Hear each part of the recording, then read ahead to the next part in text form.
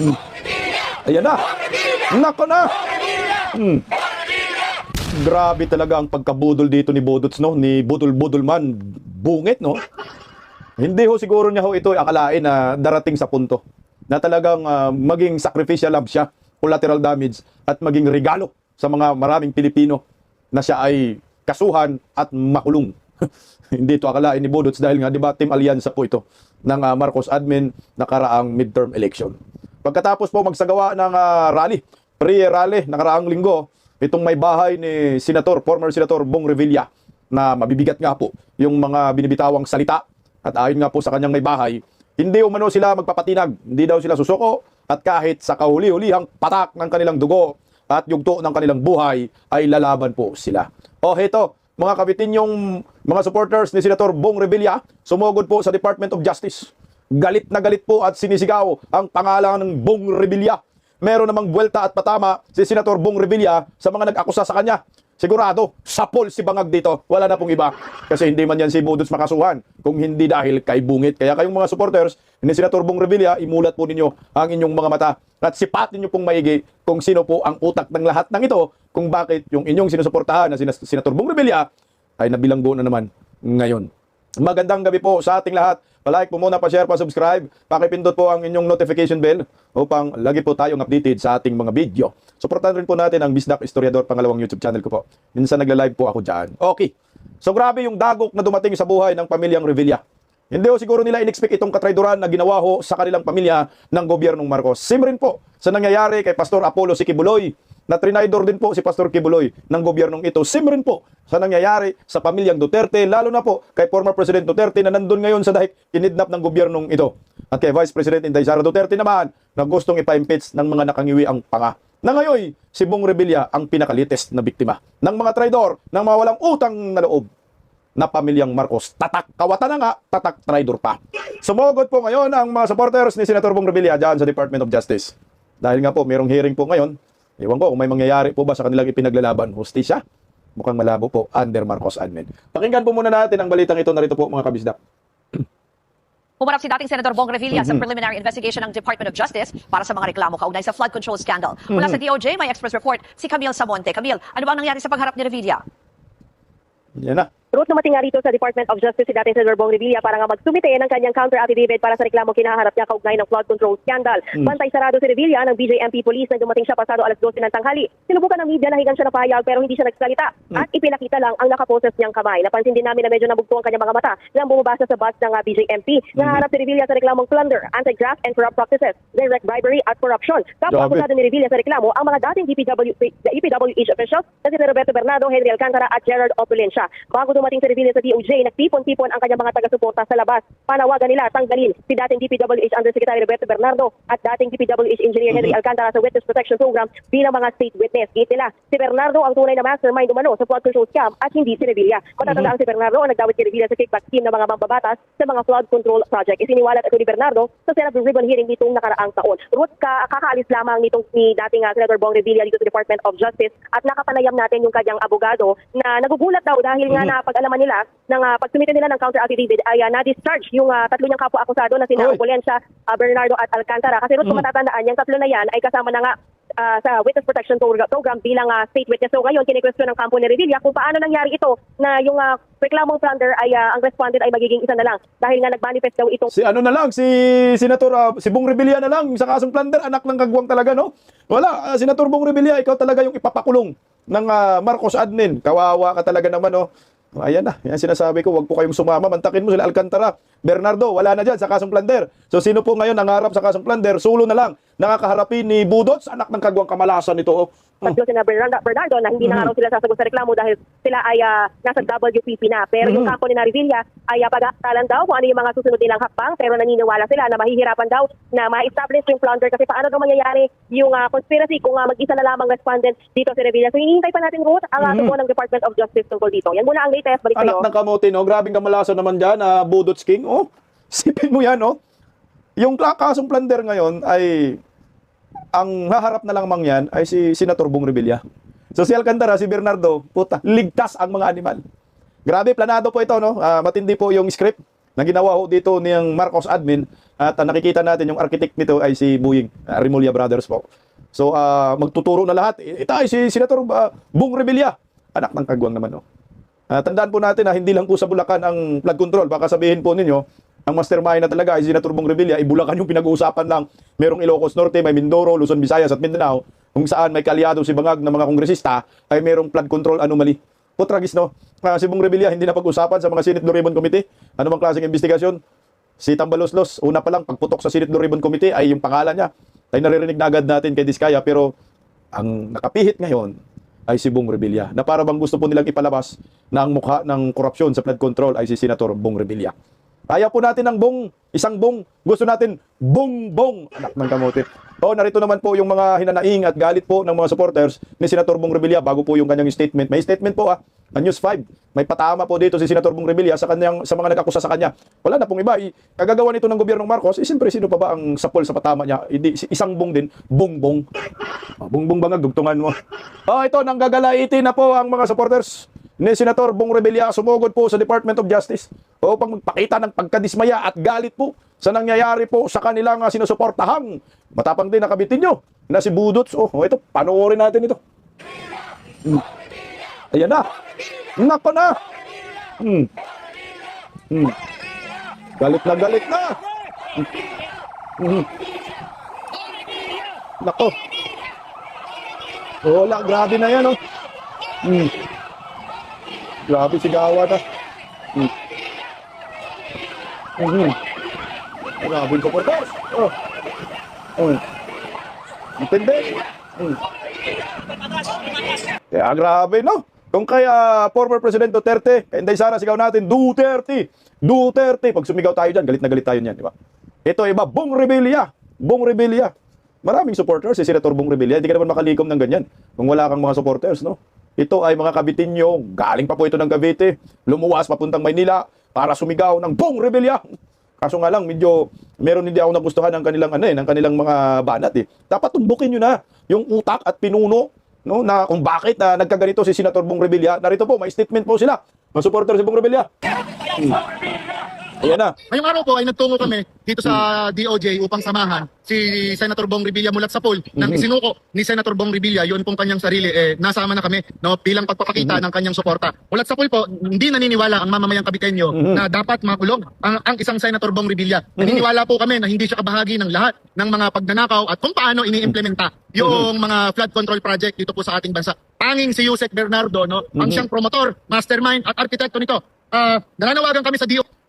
Mukhang may mali ka dyan, sir, no? Hindi ako, sang-ayon sa sinasabi niya, na ang tanging may arkitekto ng pagnanakaw, ng korupsyon sa flood control ay si Bernardo. Hindi ho, sir. Para malaman mo, sir. Tumbukin mo si Bangag at si Martin Romualdez. Sinabi na po yan ni Saldico. Nasa Cabral Paris ang mga yan. Meron po silang BBM, Business Balance Management, na ang tanging may alam yan ay si Cabral. Kaya nga si Cabral, iwan ko, nasa na ba? Nagurgur na ba talaga yon? Wala kasing lamay, anak ng kagwang. Ang arkitekto po talaga ng ng korupsyon na ito, si Bungit, pati yan si Tambaloslos, si Saldico yan, sila may alam sila. Ngayon ang nagdi-distribute ng allocables ay si Cabral. Itong sila Bernardo, ito yung tinatawag na mga accessories of the crime, sila yung nasa field. Pero utos yan na sa taas. Kasi sindikato pinag-uusapan natin dito na talagang ang sindikato, mafia, merong pinuno. Ang pinuno yan ang nakakaalam. Itong mga to, sa lang yan, mga accessories of the crime. Kamalas-malas nga lang, sir, kasi ang tinamaan po ngayon ng kanilang script ay si Senator Bong Revilla. Yan ang masakit dyan. Kaya nga sila, galit na galit ngayon. Pero ang point ko dito, tumbukin mo na lang, tumbukin nyo na lang yung ulo. Sino ba may ulo? Si Bungit, anak ng kagwang Tambaloslos. DOJ natanggalin sa Witness Protection Program si Yusek Bernardo at si Henry Alcantara dahil sila po, no, yung pangunahing dapat ikulong, litisin at papanagutin. Dahil sa lahat ng nangyayaring korupsyon dito po sa ating bansa, naniniwala ang mamamayang Kabitenyo na sila ang promotor nito. Kaya naman, ang panawagan ng mamamayang Kabitenyo, Yusek Bernardo, panagutin. Hindi si Bong Revilla, Yusek Bernardo, litisin. Anak ng kagwang, si Bernardo ang pinag-initan nila. Dapat ang tumbukin ninyo, si Bangag, ikulong. Si Tambaloslos, ikulong. Yusek Bernardo, isama sa kulungan. Lahat kayo. Kasi mahirap yung sinabi mo, sir, na ang utak talaga ay si Bernardo sa korupsyon sa ating bansa. Siguro dyan sa Bulacan. Pero sa bansa po to, hindi kaya yan ni Bernardo. No, lahat yan, mayroong kanya-kanyang gusto kumupit lahat. Kasama lang, no? Accessories of the crime. Kumbaga, alam nila yung lahat ng script. Ito kasi sa Bulacan lang pinag-uusapan eh. Inadali yung pangalan ni Bong Revilla dito, kaya binaon ng isang Bong naman. Hindi si Bong Revilla, Yusek Bernardo ang dapat ikulong at hindi si Bong Revilla. Malinis ang konsensya ni Senator Bong Revilla sa lahat ng mga ibinibintang sa kanya. Kung babalikan nga po natin, isinuko niya noong Enero yung kanyang sarili, hindi pa man naipepresenta sa kanya at nababalita pa lamang sa media no na meron siyang warrant of arrest. Bilang pagpapakita na malinis ang kanyang konsensya, isinuko niya ng kusa yung kanyang sarili sa NBI para hayaan na natin na yung batas, no? Yung umusik. Ganun din, nananawagan kami ng patas na hustisya, patas na paglilitis at magkaroon ng patas na due process para kay Senator Bong Revilla. Dito nagkamali si Senator Bong Revilla para sa akin. Nagkamali talaga dito si Bong Revilla. Kasi yung ikwininto po ng kanyang may bahay na si Lani Mercado, ang sabi, may mga nag-advise daw sa kanya kay Senator Bong Revilla, mga kaibigan, mga abogado, or sino pa man, na mas maigi, huwag kang sumuko. Magtago ka po, Senator Bong Revilla. Kaso nga lang, si Bong Revilla, inisip niya na mayroong due process, no? Bibigyan siya ng tamang proseso at patas na paglilitis. Yun yung sa tingin niya. Pero, na-overlook niya na itong si Bangag, hindi po talaga niya bibigyan ng tamang proseso ang kanyang mga kalaban, lalo na kapag yung pangalan mo ay nakadikit sa mga Duterte. Sinasabi, si Bong Revilla ay Duterte supporters, Inday Sara supporters.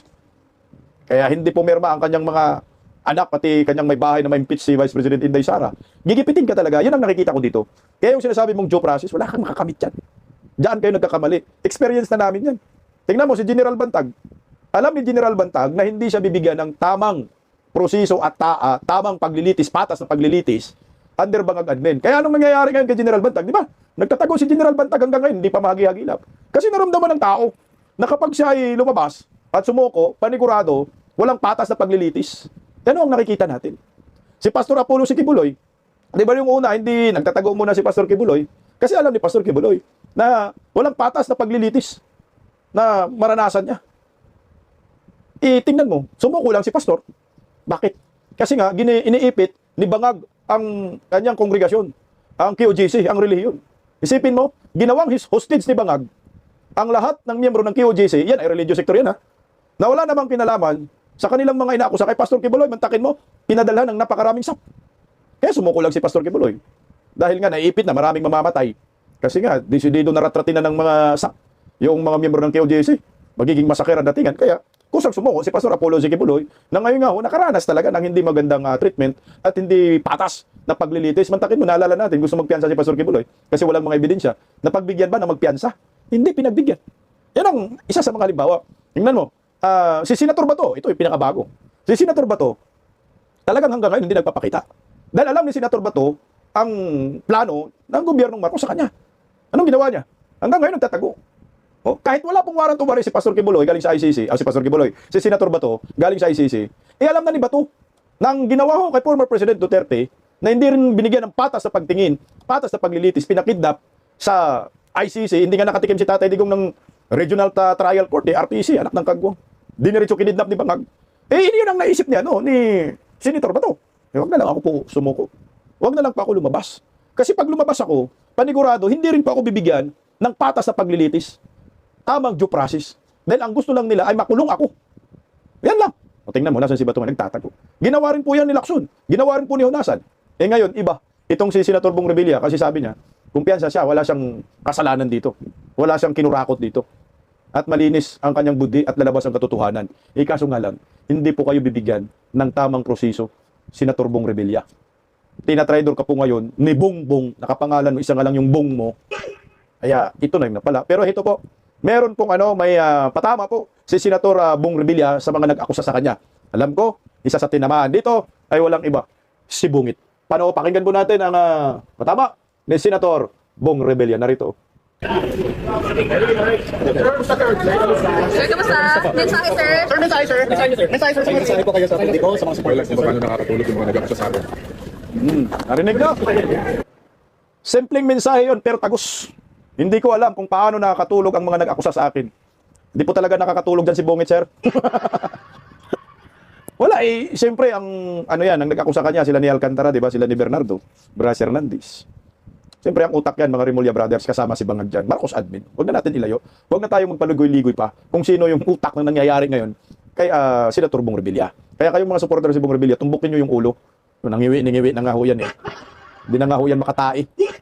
Panay dutay itong mga animal na mga supporters ni Bangago. Ayan, amo nyo, di na makatay. Ito. Hindi niya alam kung paano nakakatulog itong mga nag-akusa sa kanya. Planado na kasi yan, sir.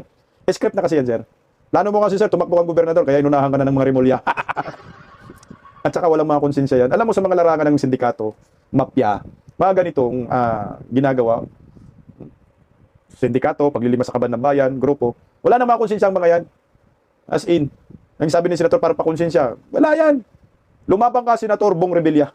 Kung may nalalaman ka patungkol sa flood control, umpisahan mo ng kumanta. Pagtagpi-tagpiin na natin. Yung recently, kaganina, kinontent natin, o itong si Adrian Bersamin, gumawa ng affidavit at ay binigay kay Leandro Libiste na sinasabi niya, kausap ko si Pangulong Bongbong Marcos. Nag-text kami. Kailangan daw yung 8 billion pesos. Mai-deliver. Ito yung mga insertion. Kaya ako sa kanila, itong pamilyang Revilla, kung meron kayong pinanghawakan na mas mabigat, may ebidensya patungkol po dito sa flood control issue, isiwalat nyo na kasi unfair po sa inyo para sa akin. Hindi po patas itong treatment na nangyayari ngayon na para bang pag sinabi mong flood control ay si Bong Revilla. Hindi po eh. Pag sinabi mong flood control, si Martin Romualdez, Sandro Marcos at Bongbong Marcos yan. Sila ang naglilimas sa kaban ng bayan. Di ba po nandyan sa Cabral Files? Sino yung pinakamalaking alokabuls? Si Martin Romualdez at si Sandro Marcos. Kaya hindi ako naniniwala, kaya yan ni Bong Revilla kung may kasalanan man si Bong Revilla. Mas malala itong mga Marcosis at kasama po itong anak ng kagwang Martin Romualdez. O tingnan mo, ano po ang nangyayari ngayon diyan sa Senate Blue Ribbon Committee? Hindi man nakasukasuhan itong si Martin Romualdez. Hindi mo rekomendang imbestigahan. Takot na takot dito itong si Panfilo Lacson. Pakinggan natin ito. Itong balitang ito, follow-up report na lamang po ito mga kamisda ko. Case build-up para kay dating House Speaker Martin Romualdez ang irerekomenda ng Senate Blue Ribbon Committee na nag-imbestiga sa questionable flood control project. Sabi ng chairman ng komite na si Senador Ping Lacson, ang rekomendasyon ay batay sa pahayag ni Orly Guteza na naghatid siya ng pera sa bahay ni Romualdez at ni dating Congressman Zaldico. Dati nang itinanggi ni na Romualdez at Co na nakakuha sila ng kickback sa flood control projects. Paliwanag ni Lacson, walang corroboration o validation sa mga pahayag ni Guteza, kaya case build-up ang rekomendasyon kay Romualdez. Sa halip na preliminary investigation agad tulad sa isang reklamo o kaso. Dagdag ni Lacson, hindi pa final ang Blue Ribbon Committee report dahil may mga susunod pang pagdinig. Sakali raw may mag-validate sa mga pahayag ni Guteza tungkol kay Romualdez, pwede rin magbago ang rekomendasyon ng komite sa dating House Speaker. Anak ng kagwang, di ba? Kiss build up, ano yun? Ito na yung estilo ng mga sindikato eh. Gamit na gamit si Panfilo Lacson dito. Case build up. Walang koraborasyon. Nag-corroborate na nga ho eh. Diskaya, Alcantara, Bernardo, Orly Guteza. Lahat ang tinuro sino? Saldico. Lahat ang tinuro sino? Martin Romualdez. Kaya kayong mga supporter ni Senator Bong Revilla, huwag kayong pumayag na si Bong Revilla lang ang makulong. Huwag kayong pumayag na hindi makulong si Martin Romualdez. Kung naniniwala po kayo na walang kasalanan si Senator Bong Revilla, aba idiin nyo po, ituro nyo kung sino ang may kasalanan. Ito yung pinakamagandang tanong natin sa kanila. Kung naniniwala kayo, walang kasalanan si Senator Bong Revilla, pwede bang ituro po ninyo kung sino yung totoong mastermind? Para maniwala ang taong bayan sa galit ho ninyo. Kasi hindi po pwede na hindi nyo ituro si Martin Romualdez, si Bongbong Marcos. Dahil sila ang may utak ng lahat ng nangyayari sa korupsyon na ito sa flood control. Wala na pong iba. May mga responsibilidad ang mga ito. Nandun po mismo sa Cabral Files. Ang problema nga ho ngayon, tingnan mo yung Cabral Files, yung computer ni Cabral, na hawak na ngayon ng ombudsman, hawak ni Boyeng Remulla. Alam niyo po ba kung ano nangyari doon? Anak ng kagwang, magagalit ka eh. Manggagalaiti ka. Dahil yun na dapat yun ang magtuturo kung sino talaga ang lahat ng mga kasabwat sa paglilima sa kaban ng bayan. Kasi hindi ako naniniwala na si Bong Revilla, anak ng kagwang. Ang inaglayo naman. Martin Romualdez pinag-uusapan. Tingnan mo. Tanong natin kay Boyeng, nasa na ba ang Cabral Files, Yeng? Anak ng kamote, oh. O ito. Cabral Files, alam mo, it's in a computer owned by the government. May turn over sa akin na files. Unfortunately, meron kami hindi makita sa mga files. So, what we did was to go to the cloud. Check yung cloud kasi ang subscriber job government pa rin. So, kinuha namin ang records sa cloud. That's all I can say about it. Putang ina, nawala na daw yung mga files. Yeng, isang bulati ka na lang sana. Nabuhay ka pa, Yeng. Anak ng kamote naman, oh. O, ito na. So, paano yon? Meron daw nawala sa Cabral Files. Sino yung nawala? Alin yung nawalang ebidensya? Ebidensya ba na tinuturo si Bongbong Marcos? Ebidensya ba na tinuturo si Martin Romualdez? Ebidensya ba na tinuturo si Sandro Marcos? Hindi po pwede yan. Alam ko naman na kahit mawala yung Cabral Files, meron din si Leandro Libiste na pinanghahawakan. Na ngayon nga may hawak siya na pinakamagandang ebidensya na magpabagsak kay sino to? yung Bongbong Marcos at Martin Romualdez, hindi ko na nakilala si Bungit. Yan ang isa sa mga kinakatakutan ninyo. Kaya, winalaan ninyo. Yung Cabral Files, pasabi-sabi daw, wala daw. Sinunog nyo na eh. Kasi nandun yung pangalan ni Martin Romualdez, Tambalos daw, Sandro Marcos, Kings of Pork Barrel, di ba ho? Kaya kayo mga kapitin nyo, ituloy-tuloy nyo yung galit ninyo. Kailangan may direksyon kayo. Sugutin kayo sa Palacio de Polvoron. Kasi ang arkitekto ng panggigipit sa amo nyo, wala na pong iba. Si Martin Romualdez at si Bongbong Marcos. Ewan ko kung nakakatulog pa yan. Hindi man nakatulog yan. Panay Polvoron yan, di ba? Diba sabi nga ni Chucky Clea, hindi na natutulog ang Pangulo. Sa Polvoron. Dapat na ma-impeach. Kaso nga lang, wala. Hindi ho natuluyan anak ng kagwang. Yung impeachment na yan. Mikos-mikos din ang mga kaliwang grupo, mga hinayupak. Walang kwenta. Pero may pumalag dyan no? Yung desisyon ng majority ng mga buhaya dyan sa Kongreso, 280 ba sila? 282. Bumoto na hindi impeach si Bungit. Pero merong isa na pumalag, Marcolita. Sigwi muna tayo ng konti patungkol sa impeachment.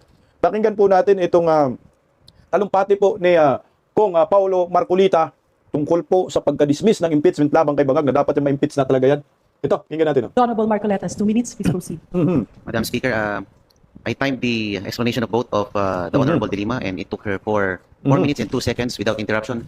May I be accorded the same privilege, Madam Speaker? The gentleman has 2 minutes, and if you need more time, we will cross the bridge Request for when it extension. comes. Thank you. Madam Speaker, my dear colleagues, isang makabuluhang hapon sa ating lahat. Ako po ay bumoboto ng no sa committee report na ito dahil sa pasya ng komite na gawing mahirap para sa ordinaryong mamamayan ang proseso ng impeachment. Ang kanilang pasya ay nagsilbing harang sa halip na mabigyang daan ang pagsagot sa hinaing ng maraming Pilipino laban sa pamumuno ng Pangulo na nagdudulot ng kawalan ng tiwala ng publiko. Ang proseso ng impeachment ay dapat manatiling abot kamay sa ating mga kababayan. Marahil ang isa sa mga pinakasagradong tungkulin ng pamahalaan ay ang magbigay ng patas at walang kinikilingang hustisya para sa lahat ng mga mamamayan nito. Hindi lamang ito kawalan ng panig o neutrality, kung hindi ito ay ang pagpanig sa hustisya mismo. At ang sawari ko ay tila paimbabaw na hustisyang mayroon tayo ngayon ay siyang pinaka-nakakabahala. Ibinasura ng komite ang mga impeachment complaint batay sa boto ng mga miyembro nito na insufficient in substance ang mga complaints. This sufficiency in substance requirement is met if there is a recital of facts constituting the offense, charge, and determinative of the jurisdiction of the committee. Sa talakayan pa lang ng komite, hindi na magkasundo ang mga miyembro sa kahulugan ng recital of facts. Ang komite mismo ay hindi magkasundo sa definition ng ultimate facts na siyang mismong usapin sa pagdetermine ng sufficiency in substance. Ang mga nag-endorso ay nagpahayag na dapat ang mga facts, kung ito man ay maging totoo, kapag umabot sa paglilitis na sa impeachment court ay dapat na umayon sa reklamo laban sa impeachable officer. Unfortunately, this line drawn from the discussions reflected a difference in understanding among the members of the Committee on Justice. Mas mainam na sa impeachment court sa Senado, timbangin ang katotohanan at kabuuan ng ebidensya, hindi sa Justice Committee. Masyadong mataas ang requirement na hinihingi ng komite. Hinahilan tulad ng komite sa isang legal proceeding ang paghahanap ng statement of facts. Ang naiwang tanong sa usaping ito ay kung in-apply nga ba ng komite ang tamang threshold o standard nung idineklarang hindi sufficient in substance ang mga complaints. Isinantabi ng komite ang mga complaints at kaakibat nito ay isinantabi nila ang pagiging political process ng impeachment na dapat bukas sa lahat sa mga abogado at hindi abogado. Ang pasya ng komite ay walang pagpapahalaga sa tawag ng ordinaryong mamamayan para sa pagpapanagot sa mga public officers. Colleagues, Article 11 of the Constitution vests in this House the solemn duty and the exclusive power to initiate impeachment. That power is not to protect any person. It is to protect the Republic. It is to ensure that when serious charges are pleaded with a factual recital, the constitutional process moves forward to the proper forum where truth can be tested with due process. Let us not adopt a dismissal built on the wrong threshold and let the constitutional process proceed in the matter the Constitution and our own rules command. With this, I vote no on this committee report. Maraming salamat po, Ginang Speaker. Kaya ang resulta, nabasura pa rin. Alam niyo po bakit ko piniplian yung talumpati ni Kong Marcolita? Kasi nga, ang tiningnan natin, gusto niyang ma-impeach talaga si Bangag. Yan ang perception ko Yun ang nakikita ko, yun ang understanding ko. Kasi gusto niyang ma-impeach dyan sa Kongreso at iakyat sa impeachment court. At bahala yung mga senador, husgahan itong si Bangag. Ngayon po, kung ano yung trato ho ng mga mambabatas sa impeachment labang kay Bangag, may president na tayo. So panigurado ho, ganun din dapat yung trato ninyo sa impeachment labang kay Vice President Inday Sara Duterte. Pakinggan nga ho lang natin ng konting interview ng senator, maging senator to si Guanzon. Attorney Guanzon at si Paulo Marcolita. Ito magandang Hindi lamang ang mga BBM gang at loyalist ang may gustong matumba si VP Sara bago 2028. Yan din pong grupo ni Risa Ontiveros. Opo. Kaya they have this tactical alliance right now. They have this common foe that they have to defeat in 2028. And they're trying to do that sa impeachment. Kasi pag i-election mo ngayon, sinabi na ni former Senate President Franklin Drilon at ni former Ombudsman Carpio. Conchita Carpio Morales na VP Sara is the woman to beat. Kung nag-election tayo ngayon. Yan po mismo kay Senate President Drilon na isa sa mga dating chair pa nga ng Liberal Party. Ano? Kaya ngayon awkward yung para sa akin na awkward yung Liberal Party kasi dati talagang on its own opposition talaga siya versus Nationalist Party doon sa kay Duterte versus Liberal Party ganun. Ngayon may coalition na sila sa mga kaliwa. Ito yung Risa Ontiveros Bayan Party. So do you think that coalition is going to be enough to defeat Vice President Sara? Sa akin po, matatalino na ngayon ang mga botante. Kasi isipin nila, bakit itong partido na ito na dating sinasabi Posisyon. magnanakaw itong tao na to, Correct. ngayon ayos lang sumiping ito sa administrasyon na ito. Parang lumalami ang kanilang paninindigan. Sabi nyo, ganito, magnanakaw siya ngayon. Hindi kayo makapagsalita. Dati never again. Oh, dati never again. Ngayon, together again. Together again. Anak ng kamote. Alam mo talaga itong Marcolita, anti-Marcos talaga sila. Sa akin lang nakikita, anti-Marcos talaga ho sila. Kasi magnanakaw po ang mga Marcos talaga eh. Ayaw naman nila magnanakaw. Naku, delikado. Gigipitin itong mga Marcolita. Sa bagay, si Senador Marcolita, tinitira na kayo sa social media. Never again. Sana po mag-isip yung mga tao na ito mga ito dapat bang bigyan ng credibilidad. Exactly. Dahil kung baka sumisiping ka sa dati mong kaaway, Kalaw-kaway. para lang magapi itong Duterte. malakas na kandidato. Matindi ang mga pinaglaban nila. Tapos bigla ngayon, ayaw na nila ng BBM resign. Never Napansin again ko, tumarasado. Akbayan lang nagsasabing BBM resign o Sara resign. Akbayan na hindi nagsasabing BBM resign.